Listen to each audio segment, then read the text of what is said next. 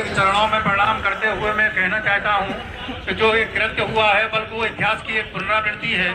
कभी इसी देश के अंदर पंडित चाणक्य के साथ इस तरह की घटना घटी थी और हमें याद रखना चाहिए कि जब कभी शासक इस तरह का कृत्य करते हैं तो एक विनाश का बड़ा कारण बनता है। हम आज भी भारतीय किसान यूनियन महात्मा टिकैत के राष्ट्रीय अध्यक्ष अनिल तालाल जी हम ये सरकार से कहते हैं कि अपनी गलती को मानते हुए और शंकराचार्य जी को गंगा स्नान करने के लिए उन्होंने एक सम्मान सहित उन्हें ये फैसला लेना चाहिए। इस तरह की हट धर्मता शासक की ठीक नहीं है। कल की घटना जब घटी है तो एक का विनाश हुआ है। हम यही इसी बात को कहते हैं कि इस गंगा तट की पावनी धरती पर सरकार इस बात को फिर से विचार करे। और अभी शंकराचार्य जी जो इस बात को कह रहे हैं कि कुछ सत्ता के लोगों के द्वारा एक सिर्फ शब्दों का इस्तेमाल हो रहा है, उसकी व्यवहारिकता नहीं दिख रही है।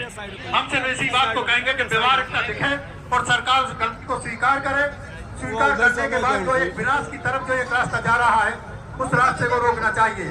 मैं इन्हीं शब्दों के साथ फिर से कहूंगा, मैं परम श्रद्धेय शंकराचार्य जी से भी हम ये आशा नहीं करते बल्कि उनका एक स्वभाव है, संत का माफ करना एक स्वभाव है, वो अपने स्वभाव से दूर नहीं जा सकते।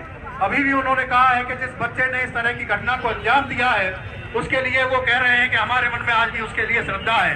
ये बहुत बड़ी बात है। लेकिन हम सरकार से फिर से कहते हैं किसान उनके साथ हैं और किसान इसलिए साथ हैं कि इस तरह का कृत्य वो देश के हित में नहीं है, वो ना गाय माता के हित में है, ना देश के हित में है, ना किसान के हित में है। इस देश को प्रदेश को विनाश की तरफ नहीं ले जाना चाहिए।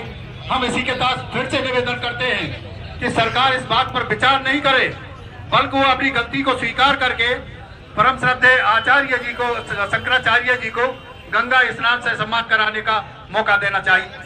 हमारा शंकराचार्य जी को सत सतवाद नमन।